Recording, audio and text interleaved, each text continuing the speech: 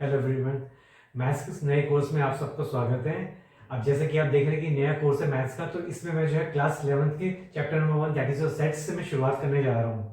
तो चलिए फिर मैं जो है शुरुआत कर देता हूँ। और जो मैं आपको बता देना चाहता हूँ कि जितना सारा मैंने कुछ लिखा हुआ है ये चीज एटलीस्ट आपको बताने के लिए है कि जो है एकदम से जो है जब भी आपको भी कोई भी नया चैप्टर शुरू करते हैं तो कोशिश करनी चाहिए कि पहले उसका अच्छे से पूरा कॉन्सेप्ट क्लियर कर लें, बजाय कि एकदम से आप क्वेश्चंस पे आ जाएं, क्वेश्चन सॉल्व करने की कोशिश करें। तो पहले आप उसको कॉन्सेप्ट क्लियर कर लेंगे तो it will be better for you. इससे ये रहेगा कि एटलीस्ट आपको जो है सब कॉन्सेप्ट क्लियर होगा तो अच्छे से क्वेश्चन आप सॉल्व कर सकते हैं। फिर कल के दिन टफ क्वेश्चंस भी आएंगे तो वो भी आप जो है अच्छे से कर पाएंगे। तो इससे पहले मेरी कोशिश ये है कि क्वेश्चन स्टार्ट करने से पहले आपको थोड़ा सा मैं कॉन्सेप्ट क्लियर कर दूं, फिर उसके बाद जो है मैं आपको क्वेश्चंस पे आऊंगा, मैं एक एक क्वेश्चन आपको अच्छे से एक्सप्लेन करूंगा। चलिए फिर शुरुआत करते हैं सेट्स के आपका जो है कॉन्सेप्ट से। अब जो है ये जो मैंने जो भी लिखा है वो स्टार्टिंग दिस फर्स्ट पॉइंट मैं जो सिंपल एक छोटा सा सिंपल एग्जांपल है सेट्स का बता देना चाहता हूँ कि आखिरकार सेट्स होता क्या है। बिकॉज ऑफ फर्स्ट टाइम आप कर रहे हैं सेट्स, तो सेट्स आखिरकार होता क्या है। V V is equal to bracket में A E I O you. अब ध्यान से देखिए एक सेट है, सेट का एक एग्जांपल है। मैंने क्या करा, मैंने एक सेट लिया, मैं चाहता था all vowels in English alphabet. अब आपको पता है इंग्लिश अल्फाबेट में 5 वॉवल्स होते हैं, मुझे उसका एक सेट बनाना है। तो उसका मैंने सेट बनाया, मैंने इसका नाम रखा वी इज इक्वल टू और एक ब्रैकेट लिए कर्ली ब्रैकेट, और उसके अंदर मैंने जो है जो भी इसके पार्ट्स हैं ए ई आई ओ यू मैंने इनको यहाँ पे लिख दिया और बीच में कॉमा भी लगा दिया। तो इस तरीके से एक सिंपल सा एक सेट मेरा तैयार हो गया है। तो इसी तरीके से बाकी सब सेट्स भी सब तैयार होंगे, इस तरह से आपको लिखना होगा। तो अब इसके आधार पे जो है मैं आपको जो पूरा पूरा जितना भी लिखा हुआ है वो मैं आपको एक्सप्लेन करने की कोशिश करता हूँ। तो इसको ध्यान रखिएगा, अभी सेट वी है तो सेट वी जो है इसके बराबर है। अब ये सब जितने भी हैं ये सब जो है इसके पार्ट्स हैं, इसके एलिमेंट्स कह लीजिए, कुछ भी कह सकते हैं आप इसको। चलिए शुरुआत में हिस्ट्री से करता हूं। अब जो हिस्ट्री की बात है तो जो हिस्ट्री जो यानी कि इस जो सेट्स के जो कॉन्सेप्ट है, इसका जो थ्योरी है, it was developed by George canter. George canter नाम से एक मैथमेटिशियन है, जर्मन मैथमेटिशियन है। तो उन्होंने जो है इसका डेवलपमेंट किया। एक्चुअली क्या था कि वो ट्रिग्नोमेट्री सीरीज पे काम कर रहे थे, जैसे कि बुक में भी दे रखा है। तो उसके आधार पे जब उसी के दौरान ही उनको जो है ये नई चीज उनको पता लगाई उन्होंने सेट्स थ्योरी, और फिर जो है धीमे धीमे इसको इन्होंने डेवलप करना शुरू कर दिया। So it was in the late 19th century, यानी कि I think something like you can say 1874 AD के आसपास जो है उन्होंने इसको जो है सेट्स के थ्योरी को डेवलप किया है और फिर इस दुनिया के सामने रखा है। तो चलिए ये छोटा सा थ्योरी थी। अब आपकी जो है मीनिंग, मेन मीनिंग आखिर सेट्स होता क्या है। मीनिंग मैंने यहाँ पे लिखा भी है, collection of well defined and distinct objects. अब क्या है set, set is a collection of well defined and distinct objects. Set क्या है, कलेक्शन है ऑब्जेक्ट्स का कलेक्शन है, लेकिन वो प्रॉपर्ली वेल डिफाइंड होने चाहिए, जैसे कि यहाँ पे दे रखा है, and it should be distinct. Well defined मतलब प्रॉपर इसका सेंस बने, सिस्टमैटिक हो, प्रॉपर हो वो। और दूसरा है डिस्टिंक्ट का ओवर हियर इसका मीनिंग यहाँ पे है कि वो रिपीट ना करता हो, मेक श्योर कि इसका जो है रिपीटिशन ना हो दोबारा बार बार। तो उस टाइप के जो भी ऑब्जेक्ट्स हैं वो जो है मतलब सेट्स में, उसमें जो है एग्जांपल जैसा मैंने दे रखा है यहाँ पे, तो वो जो है उनका कलेक्शन जो है उसको सेट्स कहते हैं। जैसे कि यहाँ पे जो है अल्फाबेट्स हैं, इंग्लिश के अल्फाबेट्स हैं, ए ई आई ओ यू।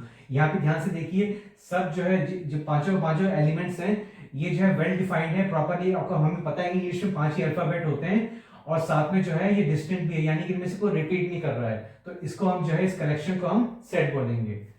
अच्छा अगला कह रहे हैं objects elements members same terms. अच्छा इसमें जो ब्रैकेट के अंदर जितना भी दे रखा है कर्ली ब्रैकेट के अंदर ए ई आई ओ यू, इसको हम ऑब्जेक्ट्स भी कह सकते हैं, एलिमेंट्स भी कह सकते हैं, मेंबर्स भी कह सकते हैं, आप कुछ भी कह सकते हैं इसको कि सेट वी के ये ऑब्जेक्ट्स हैं, मेंबर्स हैं, एलिमेंट्स हैं। Now another point, no repetition order of listing elements. अब जो no repetition order of listing elements, इसका सेंस सिर्फ सिंपल सा यही है कि इसमें कोई भी जो है ऑब्जेक्ट है, चाहे भले ही वो 2 बार आ जाए, मैं कह रहा कि मान लीजिए यू यहाँ पे 2 बार होगा, लेकिन भले ही यहाँ पे डबल डबल दे दें आपको क्वेश्चन में, लेकिन जब आप सेट बनाएंगे डेफिनेटली आप उसे एक ही बार लिखेंगे। इसी तरीके से ऑर्डर ऑफ लिस्टिंग एलिमेंट्स, मान लीजिए ए आई ओ यू है, अब मैं मान लीजिए ओ को मैं पहले दे देता हूँ, ए को बाद में, और आई को इधर ई यू, इस तरीके से मैं मिक्सअप कर देता हूं आपस में। तो इस जो सीक्वेंस है, इस सीक्वेंस का सेट पे कोई फर्क नहीं पड़ता, आप चाहे इसको कोई भी ऑर्डर में लिख सकते हैं तो चलेगा। और जो है इसको याद रखिएगा, मेक श्योर कि इसको रिपीट नहीं करना, कोई भी एलिमेंट एक ही बार होना चाहिए, चाहे भले ही क्वेश्चन में कितनी बार भी दे रखा हो। और जो है इसको आगे पीछे हम कैसे भी लिख सकते हैं, तो सेट से उसमें कोई फर्क नहीं पड़ता।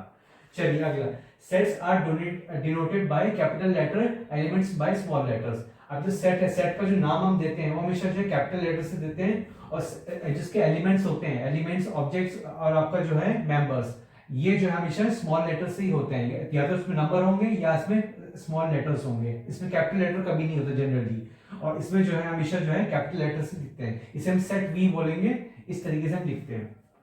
अब यहाँ बुक में जो है ग्रीक सिंबल दे रखा था कि सिंबल है ई जैसा दिख रहा है सिंबल, इसको एप्सिलॉन बोलते हैं, तो इसको इसका सेंस होता है बिलोंग्स टू। तो जैसे कि मैं आपको सिंपल से एग्जांपल देता हूँ, मान लीजिए मैं इसे ऐसे लिखता हूँ, मान लीजिए मैंने ए लिखा और इस तरह से एप्सिलॉन लगाया मैंने और मैं लिख दिया वी, तो इसका मतलब होता है A belongs to set V, set V का में जो है ए आता है, A belongs to set V. और मान लीजिए अब जो है जेड में लिखता हूं, ध्यान से देखिए जेड है, ये है और ये है, अब ये सेंस सही बनता है ना, because Z does not belongs to V, set sorry Z जो है Z does not belong to set V, क्योंकि बिकॉज यहाँ पे जो है जेड दे नहीं रखा है, तो जेड जो है इसको बिलोंग नहीं करता है, ए दे रखा है यहाँ पे वी के लिए, तो ए बिलोंग्स टू वी, तो इसका बस इतना ही सेंस है, इतना ही इसको कहते हैं। तो ये कई बार जो क्वेश्चंस में आपको जो है आपसे इस टाइप से आ सकता है, तो कंफ्यूज होने की जरूरत नहीं है, इसका मतलब सिर्फ इतना ही कि belongs to. Now application lastly, इसका जो है एप्लीकेशन जो वैसे जरूरत नहीं है फिर भी मैं शॉर्ट में बता देता हूँ। प्रोबेबिलिटी स्टैटिस्टिक्स वगैरह में इसका यूज होता है, कंप्यूटर साइंस वगैरह में, जो सॉफ्टवेयर इंजीनियरिंग जो प्रोग्रामिंग वगैरह करते हैं, एआई आजकल यूज हो रहा है, इन सब में जो है इसमें यूज होता है इसका। ज्योमेट्री एंड अलजेब्रा में यूज होता है, लॉजिक एंड डिसीजन मेकिंग, जैसे लॉजिकल सर्किट्स वगैरह बनाए जाते हैं तो उस सब में भी इसका यूज होता है। और इसी तरीके से डेटा साइंस और मशीन लर्निंग जो कि आजकल ट्रेंड में है, बिल्कुल लेटेस्ट है, डेटा साइंस और मशीन लर्निंग जो है इसमें भी इसका यूज होता है एप्लीकेशन में। Now comes the important part, that is your representation of sets.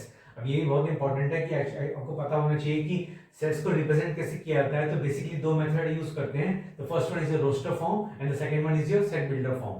तो इसको बल्कि जो रोस्टर फॉर्म को लिस्टिंग मेथड भी बोलते हैं, सेट बिल्डर फॉर्म को रूल मेथड भी बोलते हैं। तो मैं आपको एक्सप्लेन करता हूँ, मैंने छोटा सा सिंपल सा है कि ये आपका चार्ट बनाया है, चार्ट के थ्रू अच्छे से आपको समझ में आ जाएगा कि आखिरकार रोस्टर फॉर्म और सेट बिल्डर फॉर्म होता क्या है।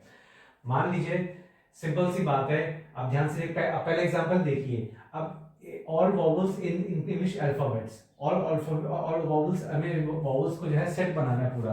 तो मैंने इसको रोस्टर फॉर्म में मैंने जैसे कि ऑलरेडी मैं एक्सप्लेन कर चुका हूं, तो इस तरीके से बने, जैसे normally v is equal to bracket में ए I O you bracket close. अब जो सेट बिल्डर फॉर्म है इसमें थोड़ा सा मेथड चेंज हो जाता है, इसी चीज को लिखने का तरीका थोड़ा सा चेंज हो जाता है। v is equal to bracket में x colon x is a vowel in the English alphabet. अब मैं आपको एक्सप्लेन कर दूंगा कि आखिरकार ये है क्या, किस तरीके से होता है, क्यों होता है। इसके लिए सिंपल है, जैसे कि मैंने लिखा भी already, all elements written inside curly bracket. इसका सिंपल यही है, रोस्टर फॉर्म में जो है हम क्या करते हैं, सभी एलिमेंट्स को जो है यानी सभी इसके जो मेंबर्स है, पार्ट्स है, इसको ब्रैकेट के अंदर शो कर देते हैं। लेकिन जो है यहाँ पे सेट बिल्डर फॉर्म में क्या होता है, conditional rule is given to define elements. कोई जितने भी एलिमेंट्स हैं इनको डिफाइन करने के लिए रूल या कंडीशन यहाँ पे लगा दी जाती है, जैसे कि यहाँ पे दिया हुआ है। तो मैं आपको एक्सप्लेन करता हूँ ये क्या है क्या नहीं है। X colon x is a vowel in English alphabet. अब यहाँ पे जैसे मैंने यहाँ पे लिखा भी, the set of all x such that x is a vowel of the English alphabet. अब यहाँ पे इन्होंने क्या करा है, देखिए ये x है, इन्होंने क्या करा, देखिए ध्यान से सुनिए।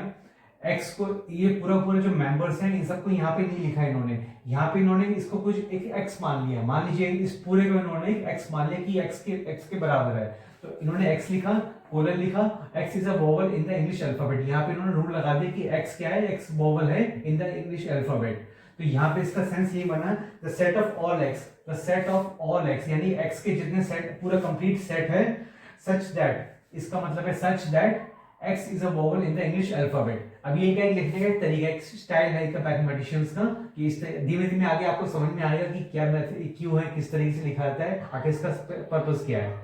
तो फिलहाल आपको इस तरीके से यहाँ पे शो करना है। अब सेकंड एग्जांपल को तो और अच्छे से क्लियर हो जाएगा, द ऑड नेचुरल नंबर्स। अब जो ऑड नेचुरल नंबर्स है, नेचुरल नंबर्स ऑड यानी कि 1 3 5 7 9 इस टाइप से। अच्छा मैंने c लिया, c इज इक्वल टू, अब जैसे रोस्टर फॉर्म में लिखा 1 3 5। अब बिकॉज ये अनएंडिंग है, इसकी कोई एंडिंग नहीं होती, इनफाइनाइट है नंबर्स। तो जो है यहाँ पे ये तो है नहीं कि इन्होंने 1 to 10 या कुछ ऐसे लिमिटेशन करी हो, इन्होंने कहा है कि सेट द ऑड और नेचुरल नंबर्स, जितने भी नेचुरल नंबर्स हो सकते हैं। तो ये पॉसिबल नहीं है कि यहाँ सारे नेचुरल नंबर्स लिख सकें, तो मैंने यहाँ पे डॉट डॉट डॉट लगा दिया। इसका मतलब होता है इनफाइनाइट यानी कि अनएंडिंग है।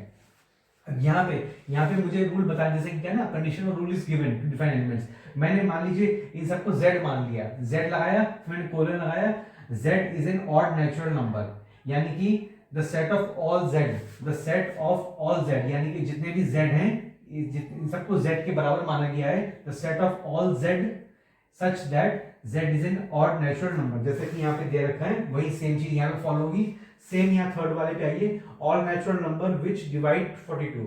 अब जितने भी नेचुरल नंबर जिसपे 42 डिवाइड हो जाता है, यानी कि मैंने इसको ए मान लिया, अब ए के लिए ब्रैकेट में लिखा 1 2 3 6 7 14 21 42, यानी कि जो नंबर्स हैं ये नंबर्स ये शो करते हैं कि इन नंबर से 42 डिविजिबल है, डिवाइड हो जाता है। ये इसका मतलब है कि इतने नंबर से डिवाइड हो जाता है। अब यहाँ पे मुझे इसे सेट बिल्डर फॉर्म में शो करना है, तो मैं कैसे शो करूंगा, मैं ए लिखूंगा इक्वल टू, और जो ब्रैकेट है यानी कि जो आपका जो ब्रैकेट है, अब ब्रैकेट के अंदर मुझे एबीसीडी में से कुछ भी लेना है, ए टू जेड में से कुछ भी ना, वाई ले लिया, Y colon y is a natural number which divides 42, यानी कि इसका सेंस ये बना the set of all y, the set of all y, जितने भी y हैं इस सब y के बराबर हैं, the set of all y such that y is a natural number which divides 42। तो इस तरीके से जो है आप जो है लिखेंगे सेट बिल्डर फॉर्म में। अब लास्टली जो है एक यहाँ पे जो एक छोटा सा रूल और था सेट बिल्डर फॉर्म का, जो कि बुक में था दिया हुआ था, बहुत इंपॉर्टेंट है। All the elements of a set possess a single common property which is not possessed by any element outside the set, for example vowels in English, ठीक है। अब जो है यहाँ पे ये जो है ध्यान से देखिए कि यहाँ पे all the elements of a set possess a single common property, ठीक है। इसके अंदर जितने भी मेंबर्स हैं, जितने भी मेंबर्स हैं, ये जो एक कॉमन प्रॉपर्टी शेयर करते हैं, ये जो है इसके बाहर के और कोई एलिमेंट्स जो है मेक श्योर कि जो है उस प्रॉपर्टी को शेयर नहीं करते। For example A I O U यही वॉवल्स हैं, बाकी जितने भी जो ए टू जेड के बीच यानी कि बी से लेकर जेड तक जितने भी जो आपके जो है वो है आपके अल्फाबेट्स, वो इसमें जो है वो वॉवल्स नहीं कहलाएंगे, सिर्फ ये 5 ही वॉवल्स कहलाएंगे। तो ये चीज इंपॉर्टेंट यहाँ पे ध्यान दीजिए। इसी बात को ध्यान में रखते हुए यहाँ पे जो है ये रूल हमने यहाँ पे लिखा है इस तरीके से। तो यहाँ पे बस ये कहना चाह रहे हैं कि all the set possess single common property, और इसीलिए जो है हम जो है इसको जो है इस तरह से ब्रैकेट में रखते हैं। और ये जो है मतलब कोई भी बाहर जो है कोई भी सेट के बाहर कोई भी एलिमेंट है वो जो है इस प्रॉपर्टी को नहीं पोजेस करता, सिर्फ यही जो है 5 जो है वॉवल्स हैं और कोई वॉवल नहीं है। तो इसलिए इस तरीके से इसको ब्रैकेट में रखा हुआ और इस तरीके से हमने इसे सेट बिल्डर फॉर्म में बनाया था। सो इसी तरीके से जो है यही जो है बेसिक जो था शुरुआत में बुक में एनसीईआरटी बुक में दिया हुआ था। चलिए मैं फिर यहीं पे वीडियो को एंड करता हूँ। मैं फिर अगली वीडियो में आपसे मिलता हूँ, और अगली वीडियो में फिर जो है अब मैं एक्सरसाइज 1.1 जो शुरू करने जा रहा हूँ, तो उसमें फिर आपको हर क्वेश्चन को जो है सेपरेटली 1 बाय 1 करके मैं आपको अच्छे से एक्सप्लेन कर दूंगा।